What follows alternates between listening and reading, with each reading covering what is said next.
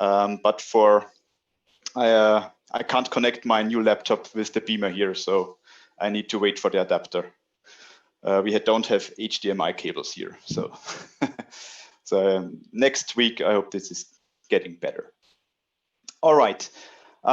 First of all, for those who are online, if you have a question, or generally you should unmute, you should mute yourself so that we don't have any disturbances.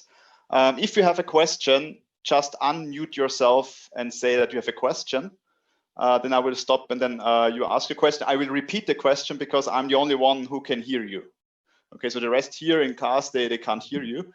So I will repeat the question. Of course, if anyone in class has a question, I will also repeat the question for those who follow online. So also for the rest of the course, whenever you have a question, unmute yourself, say I have a question, and then I will stop at an ideal point, and you can ask. Okay. So let's start for the organizational details of this course. So we meet Tuesdays, always at the same time. The standard room is this K153C. This is where we start with. If it happens that situation worsens so that we can't have a present version as well, then we move automatically to Zoom for the rest of the semester.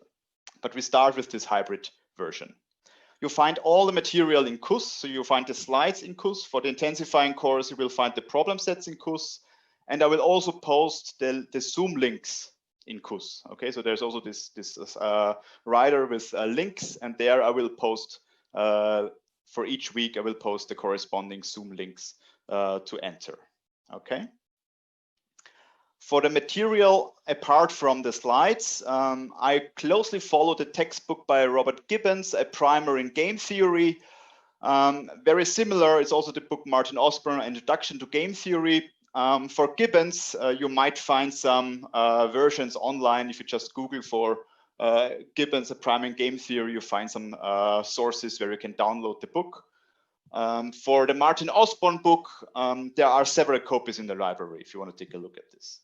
And basically the course follows these two materials relatively closely. Okay. For more advanced stuff, if you're interested, I also recommend the Muhammad Yildiz book, Economic Applications. It's his open courseware. Osborne, Rubinstein, or Meyerson, they are more advanced, more theoretical and more advanced. Okay. For the course requirements, there will be a final exam, and you are required to have at least 50% of the exam points to pass the course. There is no mandatory attendance, of course, present anyway. I do not check. I have to check attendance here, but this is for COVID reasons. But of course, if you can't participate or so, it has no negative consequences. Okay.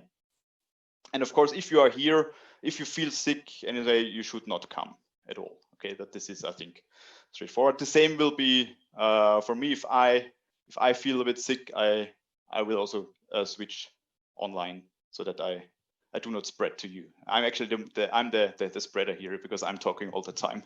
So you're not most likely spreading here. Okay. For the intensifying course, it will be that we have 6 units. For each unit, you should prepare a problem set.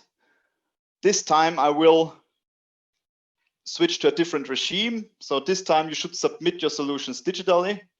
So you basically send me a mail with your solutions, and then I will basically take a look at them and slightly grade them. And you need, so all these 6 problem sets have